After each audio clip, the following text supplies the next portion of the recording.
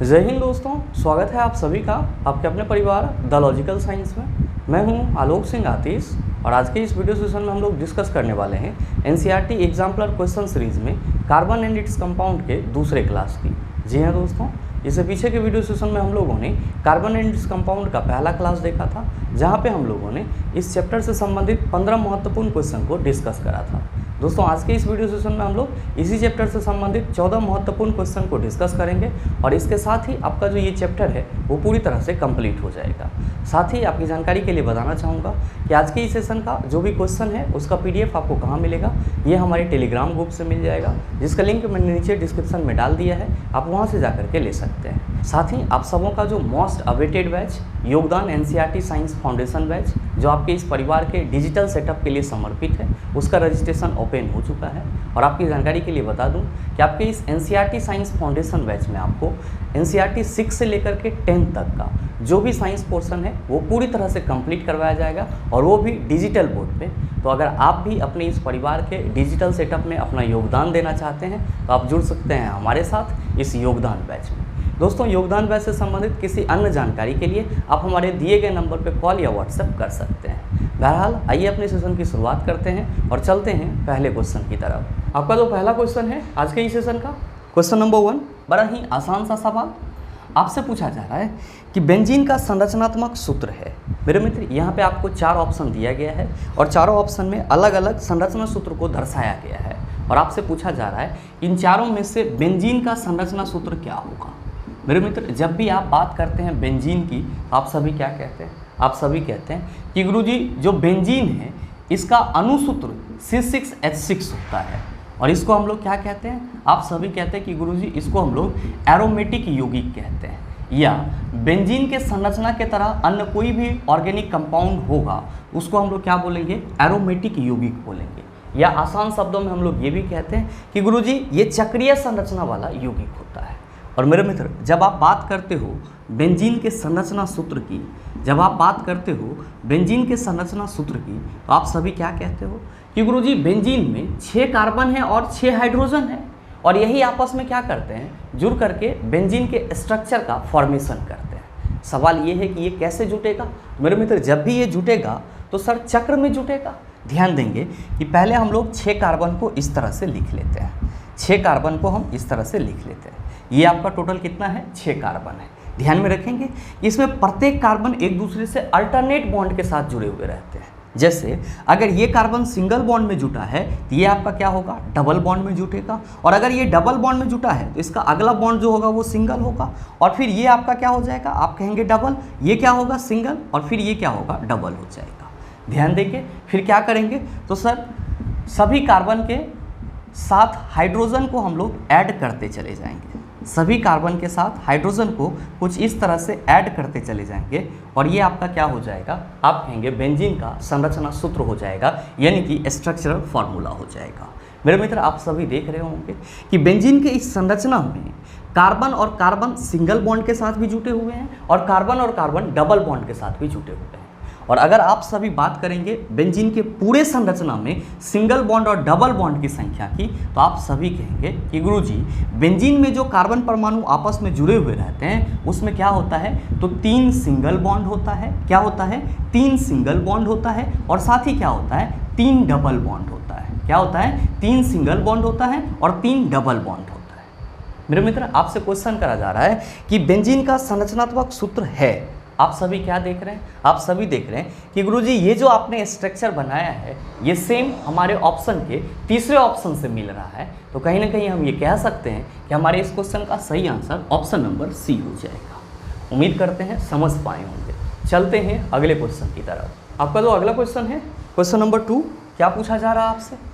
आपसे पूछा जा रहा है कि एथेनॉल सोडियम से अभिक्रिया करता है तो 2 उत्पाद बनता है। ये उत्पाद हैं सोडियम एथेनोएट तथा हाइड्रोजन, दूसरा है सोडियम एथेनोएट तथा ऑक्सीजन, तीसरा है सोडियम एथॉक्साइड तथा हाइड्रोजन, और चौथा है आपका सोडियम एथॉक्साइड तथा ऑक्सीजन। मेरे मित्र, ये सेम क्वेश्चन ग्रुप डी के फर्स्ट फेज एग्जाम में किसी शिफ्ट में पूछा गया था, और मैंने क्वेश्चन एनालिसिस करने के दौरान आपको बताया भी था इसका आंसर क्या होगा। ध्यान दीजिएगा, आपसे क्वेश्चन करा जा रहा है कि एथेनॉल सोडियम से अभिक्रिया करता है तो दो उत्पाद बनता है, दो प्रोडक्ट बनता है, और ये दोनों प्रोडक्ट क्या है। आप कहेंगे कि गुरुजी यहाँ पे बात की जा रही है इथेनॉल की, तो हम लोग इसी को क्या कहते हैं। आप कहेंगे कि गुरुजी इसी को हम लोग अल्कोहल कहते हैं। अल्कोहल का अनुसूत्र क्या होता है, आप कहते हैं C2H5OH होता है। तो मेरे मित्र आपसे क्वेश्चन करा जा रहा है कि अगर एथेनॉल की अभिक्रिया सोडियम के साथ कराया जाए तो प्रोडक्ट क्या बनेगा। आप कहेंगे कि गुरुजी इसका मतलब ये हुआ कि जो इथेनॉल है वो ये है, और इसकी अभिक्रिया हम लोग किसके साथ कराएंगे, Na के साथ, सोडियम के साथ कराएंगे। ध्यान दीजिएगा यहाँ पे जब दो मॉलिक्यूल्स एथेनॉल की अभिक्रिया आप सोडियम के दो परमाणु के साथ कराएंगे तो क्या बनेगा, 2C2H5ONA बनेगा, और साथ ही साथ क्या होगा, हाइड्रोजन गैस रिलीज होगा।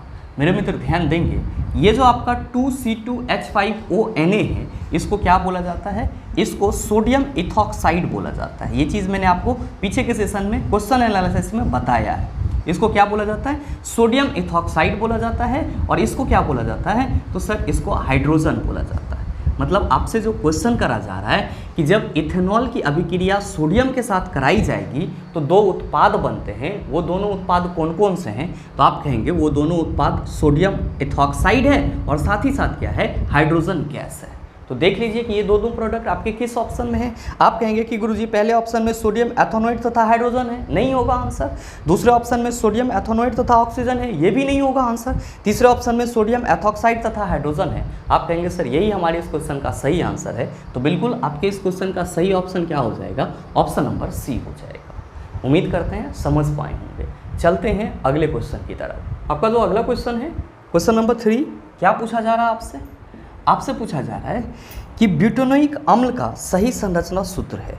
मेरे मित्र यहाँ भी आपको ऑप्शन में 4 स्ट्रक्चरल फार्मूला दिया हुआ है, और आपको बताना है इन चारों संरचना सूत्र में से कौन सा संरचना सूत्र ब्यूटेनोइक अम्ल का सही संरचना सूत्र है। आप कहेंगे कि गुरुजी यहाँ पे तो बात की जा रही है ब्यूटेनोइक अम्ल का, और हम सबों को ब्यूटेनोइक अम्ल का फार्मूला ही मालूम नहीं है। मेरे मित्र आप सभी ध्यान में रखेंगे यहाँ पे क्या लगा हुआ है, नोइक, यानी कि कहीं ना कहीं आप कह सकते हैं कि गुरुजी इसका उच्चारण जो है वो ओइक की तरह हो रहा है, और लास्ट में अम्ल लगा हुआ है। आप सभी क्या कहेंगे कि गुरुजी जो ब्यूटेनोइक अम्ल है ये एक्चुअली में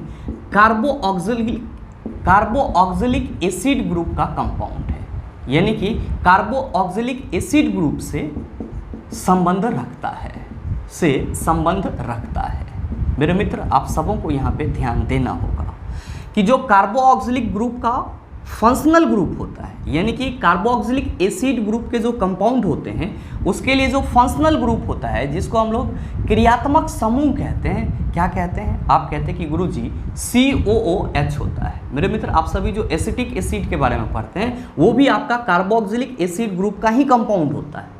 तो जो आपका कार्बोऑक्सिलिक एसिड ग्रुप का फंक्शनल ग्रुप होता है वो होता है COOH।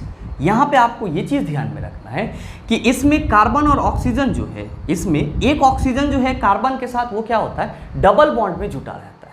क्या होता है सर, डबल बॉन्ड में जुटा रहता है। और साथ ही ध्यान में रखिएगा कि जब हम लोग ब्यूटेनोइक अम्ल के फॉर्मूला की बात करते हैं तो इसका फॉर्मूला क्या हो जाता है, C4H8O2। अगर आप इस तरह लिखना चाहें तो इस तरह लिख सकते हैं। फंक्शनल ग्रुप के क्रम में लिखना चाहेंगे तो आप C3H7COOH लिख सकते हैं। ध्यान दीजिएगा दोनों बात बराबर ही है। यहाँ पे हमने 3 कार्बन लिया है जबकि एक कार्बन को यहाँ पे अलग लिखा है, तो दोनों को आप जोड़ेंगे तो 4 हो जाएगा। और साथ ही यहाँ पे हाइड्रोजन हम लोग साथ लिए हैं और एक हाइड्रोजन को यहाँ पे रख दिए हैं फंक्शनल ग्रुप के साथ, तो इसको जोड़ेंगे तो आप 8 हो जाएगा। तो आप कहेंगे सर फॉर्मूला तो सेम हो जाएगा, C4H8O2 हो जाएगा। सवाल ये है कि इसका स्ट्रक्चरल फार्मूला हम कैसे पहचानेंगे। तो मेरे मित्र आपको मैंने फार्मूला बता दिया है और साथ ही साथ सबसे जो की पॉइंट था वो चीज़ भी बता दिया है कि जब भी कार्बोऑक्सिलिक एसिड ग्रुप के कंपाउंड की बात करेंगे तो इसमें एक ऑक्सीजन कार्बन के साथ डबल बॉन्ड में जुटा होगा।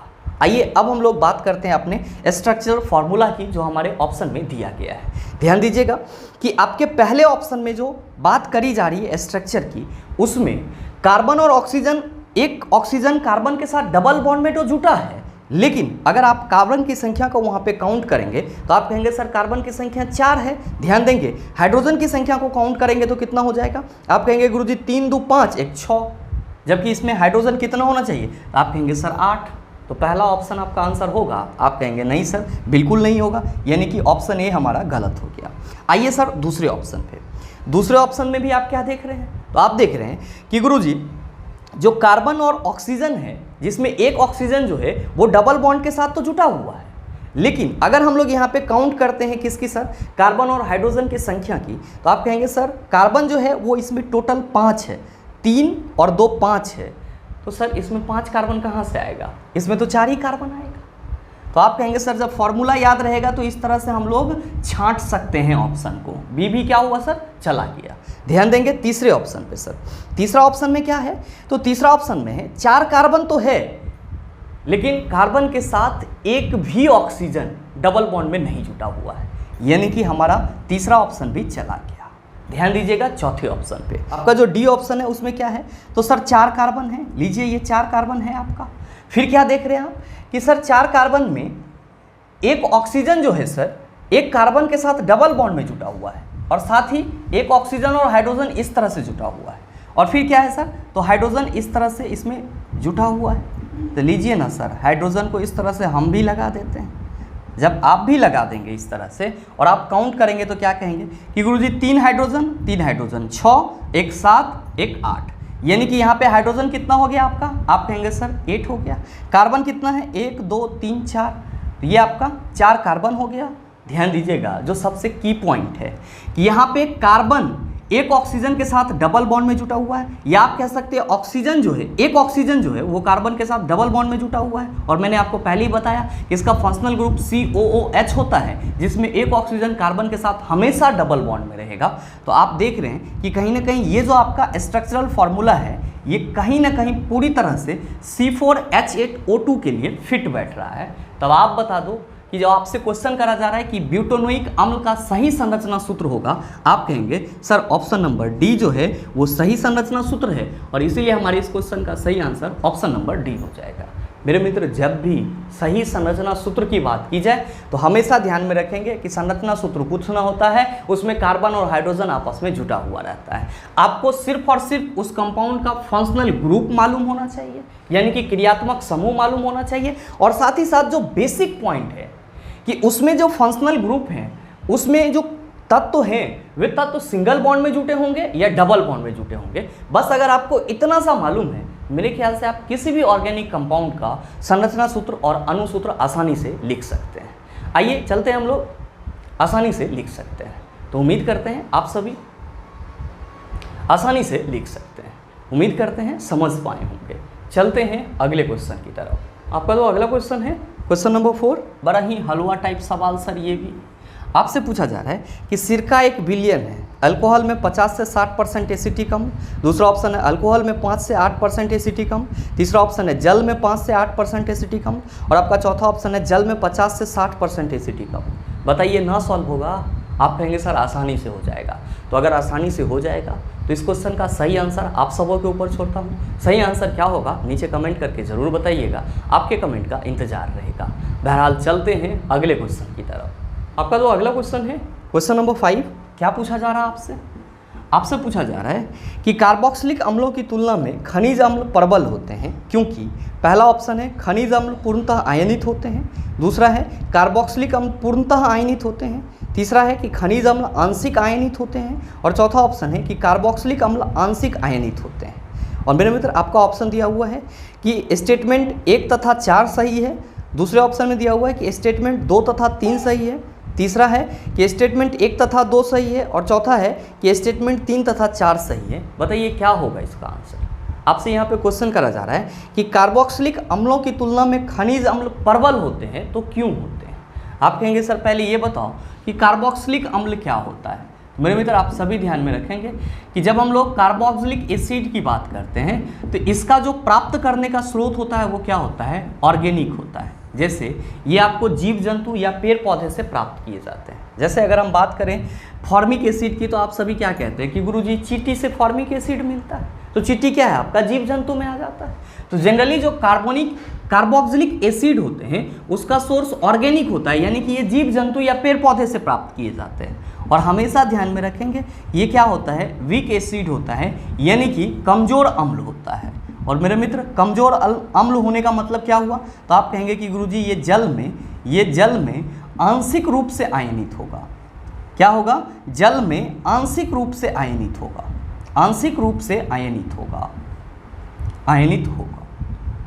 आप सबों के मन में आ रहा होगा कि गुरुजी यहाँ पे खनिज अम्ल की बात की जा रही है, तो भाई मेरे इसी को हम लोग मिनरल एसिड कहते हैं और साथ ही साथ इसी को हम लोग इनऑर्गेनिक एसिड भी कहते हैं। ध्यान में रखेंगे कि वैसा एसिड जिसको हम लोग प्रयोगशाला में तैयार कर सकते हैं उसी को मिनरल एसिड या फिर इनऑर्गेनिक एसिड बोला जाता है। जैसे कि आपका H2SO4 हो गया, HNO3 हो गया, HCl हो गया, ये सब के सब क्या कहलाते हैं? मिनरल एसिड कहलाते हैं। और मेरे मित्र आप सबों को मालूम है कि ये सभी एसिड क्या होते हैं? आप कहेंगे कि गुरुजी ये सभी एसिड स्ट्रॉन्ग होते हैं, यानी कि ये क्या होता है? तो सर पूर्ण रूप से आयनित होता है। जल में घुलने पर ये क्या होता है? पूर्ण रूप से आयनित होता है, पूर्ण रूप से आयनित होता है और इसीलिए क्या बोला जाता है? इसे प्रबल अम्ल बोला जाता है। मेरे मित्र आपसे क्वेश्चन करा जा रहा है कि कार्बोक्सिलिक अम्लों की तुलना में खनिज अम्ल प्रबल होते हैं, क्योंकि ध्यान दीजिएगा कि पहला स्टेटमेंट में है कि खनिज अम्ल पूर्णतः आयनित होते हैं। आप कहेंगे सर जब तक कोई अम्ल जल में घुलने पर पूर्णतः आयनित नहीं हो जाएगा, ज़्यादा मात्रा में H+ आयन प्रदान नहीं करेगा, तब तक हम लोग उसको प्रबल अम्ल नहीं मान सकते हैं। चूंकि जो हमारा मिनरल एसिड है H2SO4, HNO3, HCl, इन सभी को जब जल में घुलाया जाएगा ये पूर्ण रूप से आयनित हो जाती है, यानी कि ये ज़्यादा मात्रा में H+ आयन प्रदान करती है और इसीलिए ये क्या होते हैं? स्ट्रॉन्ग होते हैं, यानी कि प्रबल अम्ल होते हैं। तो आप कहेंगे कि सर कहीं ना कहीं इस हिसाब से जो हमारे क्वेश्चन का पहला स्टेटमेंट है वो सही है। बिल्कुल सही है सर। ध्यान देंगे दूसरे स्टेटमेंट में कहा जा रहा है कि कार्बोक्सिलिक अम्ल पूर्णतः आयनित होते हैं। आप कहेंगे सर जब ये पूर्णतः आयनित हो जाता तो वीक एसिड कहलाता ही नहीं। इसका मतलब ये हुआ कि जो कार्बोक्सिलिक एसिड है ये पूर्णतः आयनित नहीं होता है, ये आंशिक रूप से आयनित होता है। तो कहीं ना कहीं आपका जो स्टेटमेंट 2 है वो क्या है? आप कहेंगे गलत है। नेक्स्ट है कि खनिज अम्ल आंशिक आयनित होते हैं। मेरे मित्र आप क्या कहेंगे कि गुरुजी खनिज अम्ल आंशिक रूप से आयनित नहीं होता है, ये पूर्ण रूप से आयनित होता है। तो हमारा तीसरा स्टेटमेंट भी क्या है? चला गलत है। और आपका चौथा स्टेटमेंट है कि कार्बोक्सिलिक अम्ल आंशिक आयनित होते हैं। आप कहेंगे सर ये बात सही है और आंशिक रूप से आयनित होता है, इसीलिए इसे क्या कहा जाता है? वीक एसिड कहा जाता है। यानी कि 1 और 4 ये दोनों ही स्टेटमेंट सही है। तो देख लीजिए कि इस दोनों स्टेटमेंट के जिक्र किस ऑप्शन में किया जा रहा है। आप कहेंगे कि सर पहले ही ऑप्शन में 1 तथा 4 लिखा हुआ है, तो बिल्कुल आपके इस क्वेश्चन का सही आंसर ऑप्शन नंबर ए हो जाएगा। बहरहाल चलते हैं अगले क्वेश्चन की तरफ। आपका जो अगला क्वेश्चन है क्वेश्चन नंबर 6, क्या पूछा जा रहा है आपसे पूछा जा रहा है कि कार्बन अपने 4 सहसंयोजी इलेक्ट्रॉनों के द्वारा 4 एकल संयोजी परमाणु जैसे हाइड्रोजन के साथ साझे से 4 सहसंयोजक बंध बनाता है। 4 बंधों के निर्माण के उपरांत कार्बन किसका इलेक्ट्रॉनिक विन्यास प्राप्त करता है? पहला ऑप्शन है हीलियम का, दूसरा ऑप्शन है नियोन का, तीसरा ऑप्शन है आर्गन का और चौथा ऑप्शन है क्रिप्टन का। क्या होगा इसका आंसर? मेरे मित्र आपसे क्वेश्चन करा जा रहा है कि कार्बन जब अपने 4 इलेक्ट्रॉन का साझा करके किसी दूसरे तत्व के साथ अपना पूरा ऑक्टेट पूरा कर लेता है, तब जो इसका इलेक्ट्रॉनिक विन्यास होता है वो किस तत्व के जैसा होता है? आप कहेंगे सर ये चीज़ हमको कुछ पल्ले नहीं पड़ा। मेरे मित्र आराम से पल्ले पड़ेगा, बस थोड़ा सा ध्यान दीजिएगा। जैसे हम लोग बात करते हैं केमिस्ट्री में टोटल नंबर ऑफ एलिमेंट की, आप कहते हैं गुरुजी 118 है, लेकिन इसमें से कुछ एलिमेंट ऐसे भी हैं जो अक्रिय गैस तत्व कहलाते हैं। जैसे कि अगर हम लोग बात करें हीलियम की, बात करें नियोन की, बात करें किसकी? आर्गन की, बात करें क्रिप्टन की, बात करें जेनॉन की, बात करें रेडॉन की, ये सब के सब क्या कहलाते हैं? अक्रिय गैस तत्व कहलाते हैं। और केमिस्ट्री में इन सभी तत्वों को छोड़ करके बाकी के और जो भी तत्व हैं वे किसके जैसा बनना चाहते हैं? तो आप कहते हैं गुरुजी इसी सभी तत्व के जैसा बनना चाहते हैं। अब इस तत्व के जैसा बनने के लिए क्या करना होगा? तो आप कहेंगे कि सर उसको अपना ऑक्टेट पूरा करना होगा, अपना अष्टक पूरा करना होगा। अष्टक पूरा करने के लिए क्या करेगा? तो आप कहेंगे कि गुरुजी या तो इलेक्ट्रॉन का त्याग करेगा या फिर क्या करेगा? इलेक्ट्रॉन का ग्रहण करेगा या फिर क्या करेगा? इलेक्ट्रॉन का साझा करेगा। ध्यान रखेंगे कि केमिस्ट्री में ये सभी क्या हैं? अक्रिय गैस तत्व हैं और इन सभी गैस तत्वों को छोड़ करके बाकी जितने भी एलिमेंट हैं वे सभी किसके जैसा बनना चाहते हैं? तो सर इसी के जैसा बनना चाहते हैं। और इसके जैसा बनने के लिए वे क्या करते हैं? तो सर या तो इलेक्ट्रॉन का त्याग करते हैं या फिर इलेक्ट्रॉन का ग्रहण करते हैं, या फिर क्या करते हैं, इलेक्ट्रॉन का साझा करते हैं। और मेरे मित्र यहाँ पे कार्बन भी अपना ऑक्टेट पूरा करने के लिए क्या करता है, इलेक्ट्रॉन का साझा करता है। थोड़ा सा डीप जाएंगे यहाँ पे। कार्बन का एटॉमिक नंबर 6 होता है, मास 12 होता है। इलेक्ट्रॉनिक कन्फिग्रेशन लिखेंगे तो क्या कहेंगे, आप कहेंगे कि गुरुजी इलेक्ट्रॉनिक कन्फिग्रेशन तो एटॉमिक नंबर पे आएगा। क्यों? क्योंकि हम सबों को मालूम है कि एटॉमिक नंबर प्रोटॉन की संख्या के बराबर होता है, और जितना प्रोटॉन उतना ही इलेक्ट्रॉन, तो टोटल नंबर ऑफ इलेक्ट्रॉन कितना है, 6। आप कहेंगे पहला कक्षा में 2 इलेक्ट्रॉन और दूसरा कक्षा में 4 इलेक्ट्रॉन जाएगा। मेरे मित्र आप सभी क्या कहेंगे कि गुरुजी यहाँ पे कार्बन क्या करता है, अपने बाह्यतम कक्षा में 8 इलेक्ट्रॉन को पूरा करने के लिए इस 4 इलेक्ट्रॉन का साझा करता है। कार्बन क्या करता है, अपने बाह्यतम कक्षा में 8 इलेक्ट्रॉन पूरा करने के लिए, यानी कि अपने ऑक्टेट को पूरा करने के लिए इस 4 इलेक्ट्रॉन का साझा करता है। और साझा करके क्या करता है, तो अपने बाह्यतम कक्षा में जो 8 इलेक्ट्रॉन की संख्या होती है उसको कंप्लीट कर लेता है। जैसे एक छोटा सा एग्जाम्पल लेंगे, किसकी सर, मीथेन की। CH4 होता है फॉर्मूला, कार्बन का 4 वैलेंसी हमने लिख दिया।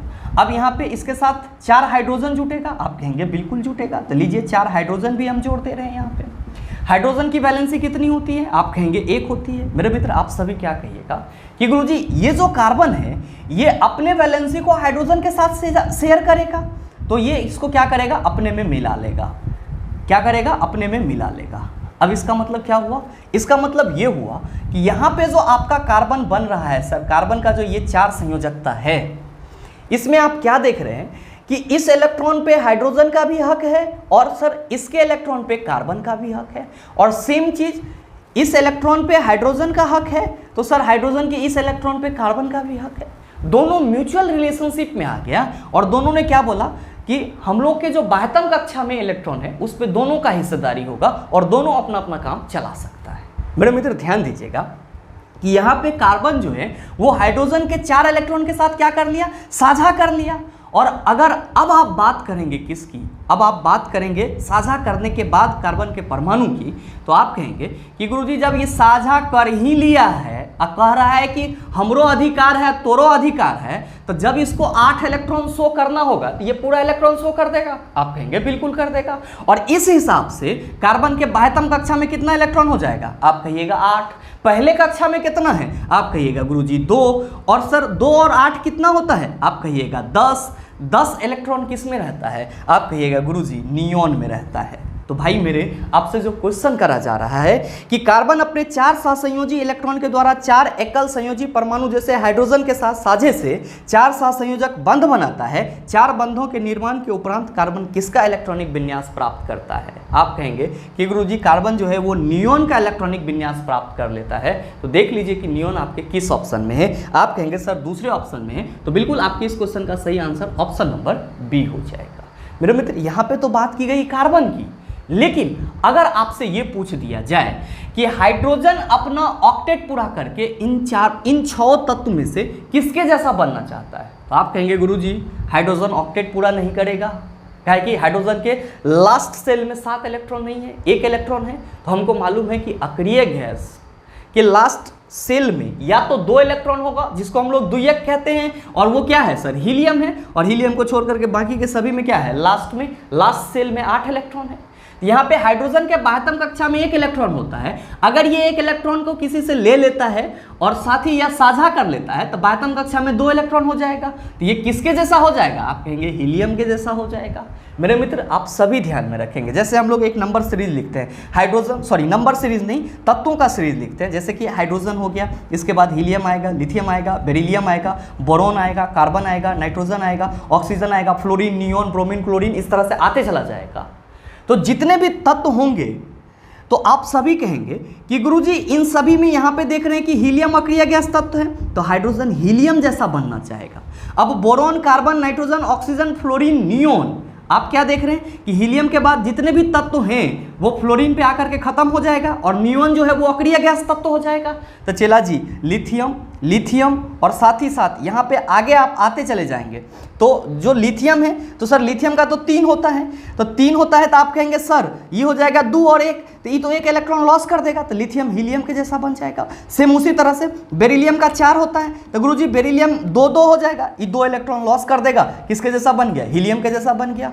और साथ ही बोरॉन की बात करेंगे, आप कहेंगे सर 2 और 3 होता है, यहाँ पे क्या किया जाएगा, 3 इलेक्ट्रॉन लॉस किया जाएगा, फिर से ये हीलियम के जैसा बन जाएगा। लेकिन बात करेंगे किसकी, कार्बन की, बात करेंगे किसकी, कार्बन की, तो आप कहेंगे कि गुरुजी ये तो 2 और 4 होता है और ये तो 4 इलेक्ट्रॉन साझा करता है, ये अपने अगले अक्रिय गैस तत्व किसके जैसा हो जाएगा, नियोन के जैसा हो जाएगा। सेम कंडीशन, नाइट्रोजन भी किसके जैसा बनना चाहेगा, नियोन के जैसा, ऑक्सीजन भी किसके जैसा बनना चाहेगा, सर नियोन के जैसा, फ्लोरीन भी किसके जैसा बनना चाहेगा, तो आप कहेंगे सर नियोन के जैसा बनना चाहेगा। इस तरह से जो अगला आपका अक्रिय गैस तत्व आर्गन है, तो सर कुछ ऐसे भी आपके तत्व मिलेंगे जो इलेक्ट्रॉन का त्याग, ग्रहण या साझा करके किसके जैसा बनना चाहेगा, आर्गन के जैसा बनना चाहेगा। वैलेंसी में मैंने पूरा चीज बताया है, अगर आपने उस वीडियो को नहीं देखा है तो प्लेलिस्ट में आप जाकर के देख सकते हैं। बहरहाल चलते हैं अगले क्वेश्चन की तरफ। आपका जो अगला क्वेश्चन है क्वेश्चन नंबर 7, क्या पूछा जा रहा है आपसे, आपसे पूछा जा रहा है कि जल के अणु की सही इलेक्ट्रॉन बिंदु संरचना है। आप कहेंगे गुरुजी ये कैसे होगा, तो भाई मेरे जल का अणुसूत्र H2O होता है और इसमें क्या होता है, तो सर ऑक्सीजन जो है वो हाइड्रोजन के साथ कुछ इस तरह से जुड़ा हुआ रहता है। मैंने आपको कल भी बताया है कि इलेक्ट्रॉन डॉट स्ट्रक्चर कैसे लिखा जाता है। आप क्या कहेंगे कि गुरुजी जो ऑक्सीजन है इसके बाह्यतम कक्षा में 6 इलेक्ट्रॉन होते हैं। आप कहिएगा कैसे हो जाता है 6 इलेक्ट्रॉन, हमको पता ही नहीं चला। तो मेरे मित्र ऑक्सीजन का एटॉमिक नंबर कितना होता है, आप कहते हैं 8 होता है। तो सर 8 जब है तो कॉन्फ़िगरेशन निकालेंगे तो 2 और 6 ना हो जाएगा, और ये 2 इलेक्ट्रॉन किसी से लेगा तो 8 पूरा कर लेगा, नियोन जैसा बन जाएगा। यो कहेगा हम अक्रिय गैस तत्व हो गए, कब, जब 2 इलेक्ट्रॉन ले लेगा तब, ऐसे नहीं। ध्यान देंगे कि यहाँ पे हम कह रहे हैं सर ऑक्सीजन के लास्ट सेल में यानी कि बाह्यतम कक्षा में 6 इलेक्ट्रॉन है, तो 2 इलेक्ट्रॉन ये किसी से लेगा, तो लेगा कब, जब आयनिक कंपाउंड बनाएगा तब। लेकिन ये हाइड्रोजन के साथ क्या करेगा, साझा करेगा। तो ध्यान दीजिएगा, पहले हम इसके 6 इलेक्ट्रॉन को इस तरह से लिख लेंगे, 2 2 4 और 1 5 1 6।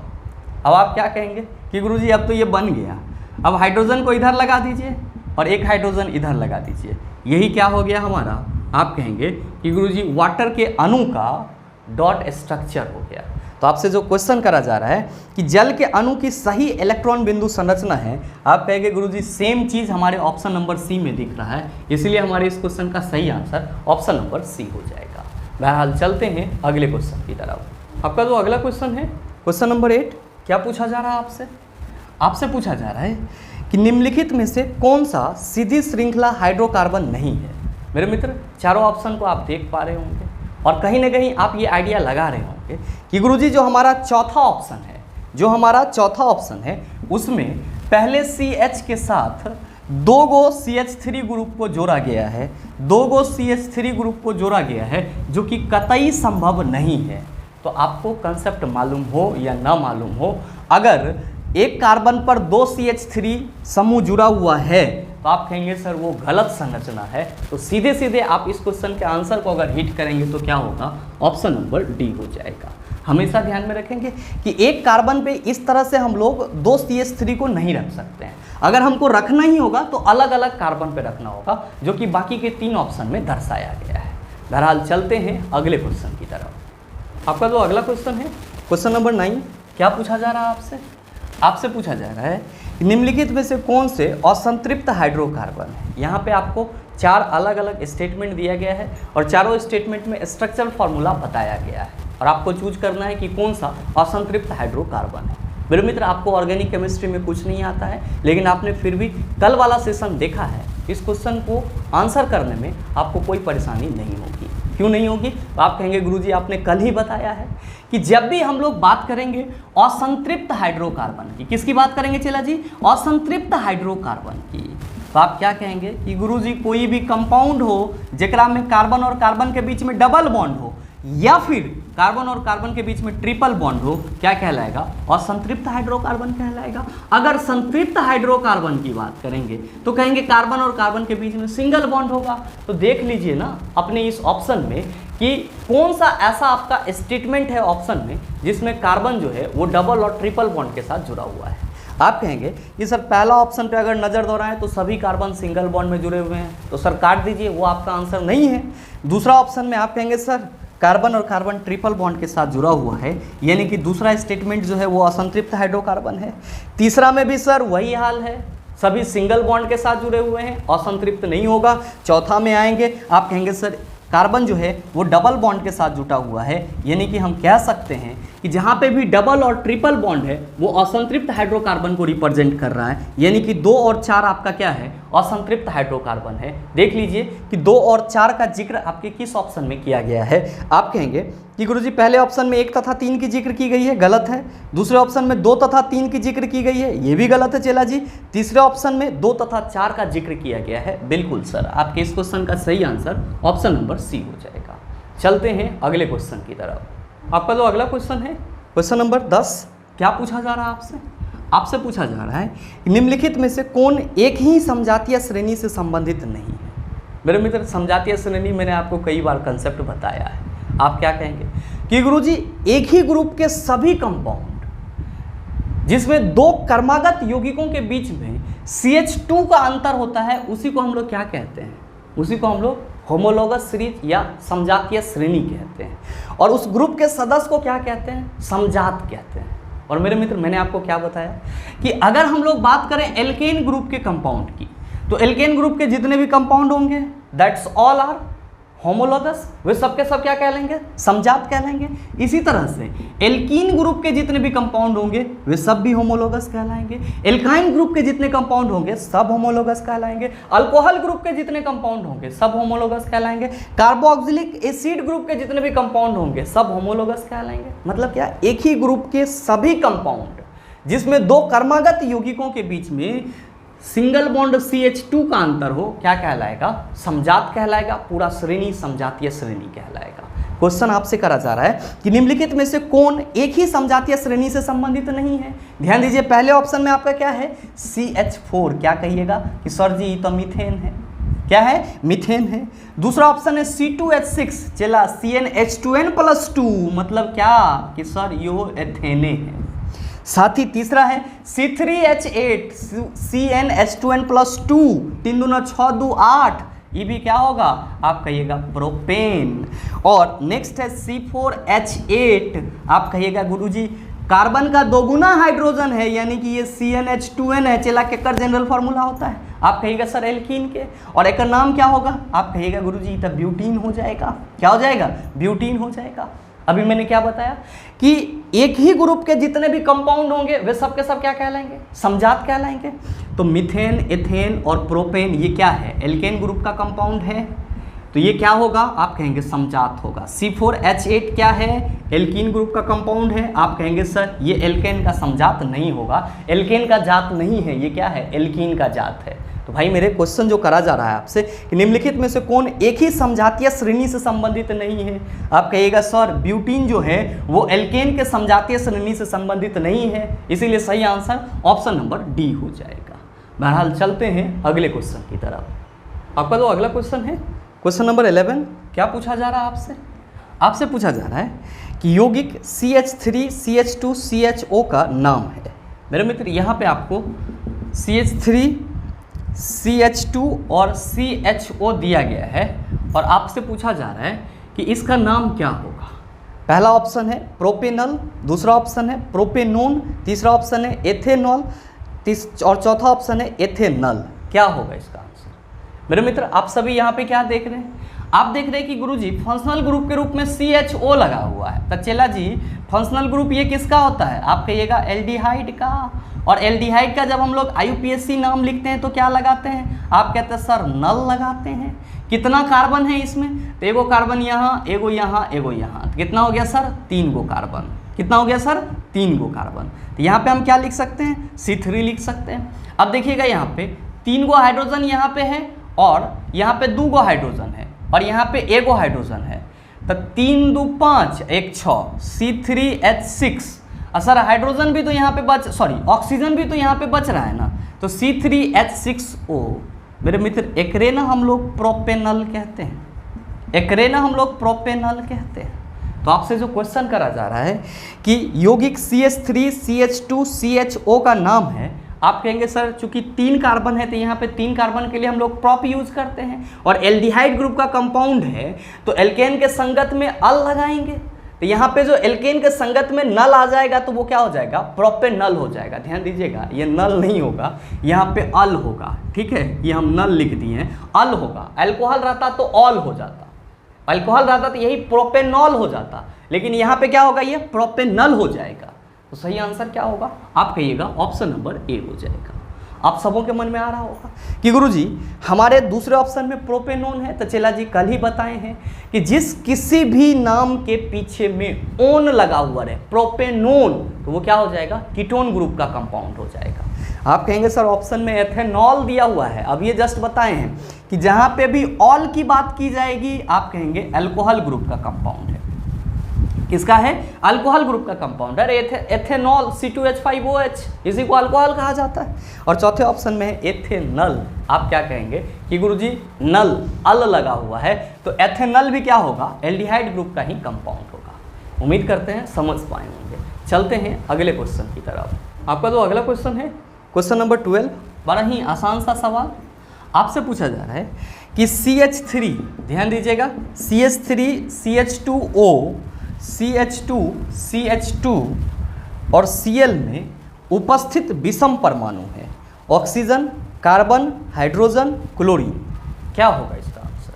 मेरे मित्र आपसे क्वेश्चन करा जा रहा है कि इस यौगिक में विषम परमाणु कौन सा है। ध्यान में रखिएगा कि जब हम लोग विषम परमाणु की बात करते हैं तो इसी को हम लोग क्या कहते हैं, हेट्रो एटम्स कहते हैं। क्या कहते हैं, हेट्रो एटम्स कहते हैं। और मेरे मित्र आप सभी ध्यान में रखेंगे हाइड्रोकार्बन के संबंध में, किसके संबंध में चला, हाइड्रोकार्बन के संबंध में, हाइड्रोकार्बन के संबंध में क्या कि किसी भी हाइड्रोकार्बन में कार्बन एवं हाइड्रोजन के अलावा, कार्बन एवं हाइड्रोजन के अलावा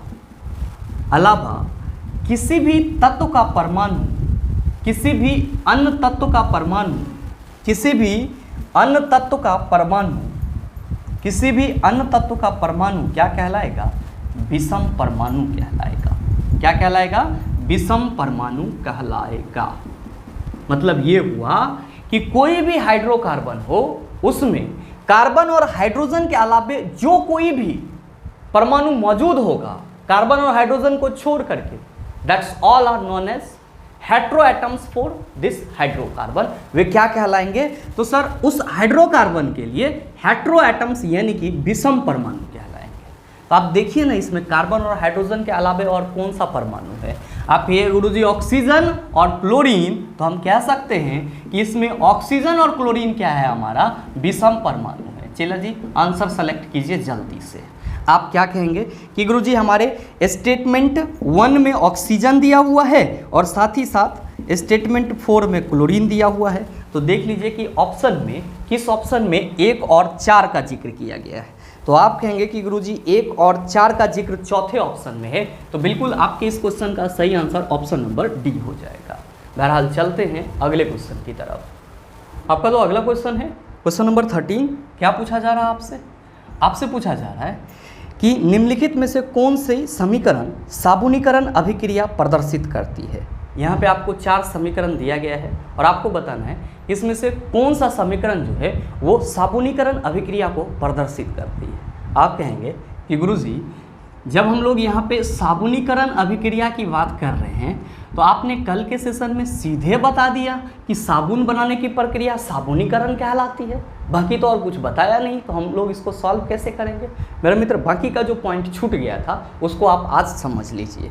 ध्यान में रखेंगे कि साबुन बनाने की प्रक्रिया ऑब्वियसली साबुनीकरण कहलाएगी, जिसको हम लोग सपोनिफिकेशन कहते हैं। और आप सभी को यहाँ पे ये ध्यान में रखना होगा कि जो साबुन होता है वो क्या होता है। तो आप कहते हैं कि गुरुजी जो साबुन है ये उच्च बसीय अम्लों का सोडियम लवण होता है। उच्च बसीय अम्ल का क्या होता है, सोडियम लवण होता है। मेरे मित्र ध्यान में रखेंगे कि एक्चुअली जो साबुनीकरण की प्रक्रिया होती है ना, उसमें आपका रासायनिक अभिक्रिया किसके बीच होता है। तो आप सबों को ये की पॉइंट ध्यान में रखना होगा कि साबुनीकरण के प्रक्रिया में जो अभिक्रिया होती है वो किसके किसके बीच में होता है, तो ईस्टर और बेस के बीच में होता है। क्या ध्यान में रखेंगे कि साबुनीकरण के प्रक्रिया में अभिक्रिया किसके बीच होता है, ईस्टर और कोई क्षार के बीच में होता है, यानी कि बेस के बीच में होता है, जिसके फलस्वरूप क्या बनता है, तो सर इसके फलस्वरूप उत्पाद में हमको सोडियम इथेनोएट मिलता है। क्या मिलता है, सोडियम इथेनोएट मिलता है। और क्या मिलता है, तो सर और अल्कोहल मिलता है। और क्या मिलता है, अल्कोहल मिलता है। मेरे मित्र आप सभी ध्यान में रखेंगे कि जब हम लोग ईस्टर की अभिक्रिया बेस के साथ करवाते हैं और बेस हमारा कौन सा हो, NaOH हो, तो उसको जब हम लोग अभिक्रिया कराएंगे तो क्या मिलेगा, सोडियम इथेनोएट और अल्कोहल मिलेगा। तो आप देख लीजिए कि आपके किस समीकरण में अभिक्रिया जो है वो ईस्टर और बेस के बीच में हो रहा है। आप कहेंगे कि सर जो पहला ऑप्शन है इसमें CH3COONA है, ये हमारा क्या है सर, ईस्टर नहीं है। ध्यान में रखिएगा कि ईस्टर का फॉर्मूला क्या होता है, तो ईस्टर का फॉर्मूला होता है CH3COO और C2H5। ईस्टर का ये फॉर्मूला होता है CH3COO C2H5।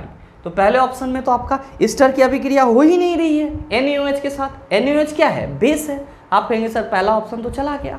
दूसरा ऑप्शन CH3COOH, आप कहेंगे तो एसिटिक एसिड है, जबकि आप बोल रहे हैं ईस्टर की अभिक्रिया, तो कहीं ना कहीं दूसरा ऑप्शन भी नहीं होगा।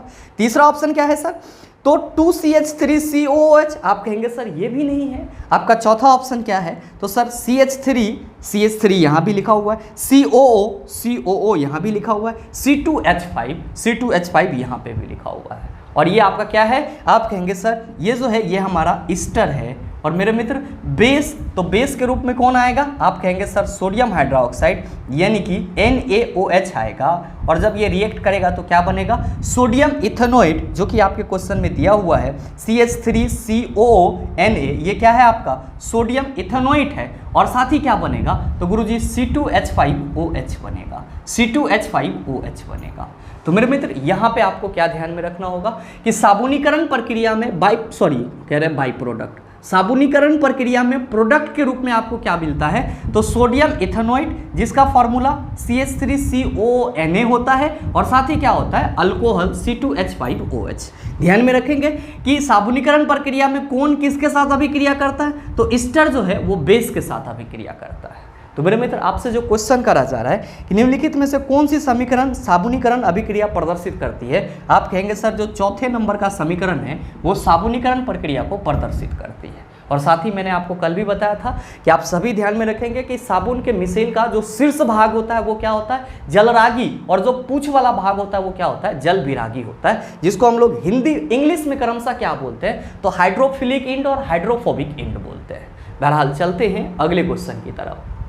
आपका जो अगला क्वेश्चन है, क्वेश्चन नंबर 14, क्या पूछा जा रहा है आपसे पूछा जा रहा है कि एल्काइन समजातीय श्रेणी का प्रथम सदस्य है एथाइन, एथीन, प्रोपीन, मेथेन। क्या होगा इसका आंसर, आपसे क्वेश्चन करा जा रहा है कि एल्काइन समजातीय श्रेणी का प्रथम सदस्य क्या होगा। आप क्या कहेंगे कि गुरुजी इस ऑप्शन में से जो भी कंपाउंड हमारा एल्काइन ग्रुप से बिलोंग करेगा वही क्या होगा, तो सर एल्काइन का समजातीय श्रेणी का पहला सदस्य होगा। ध्यान दीजिएगा कि बात किसकी की जा रही है, एल्काइन की जा रही है।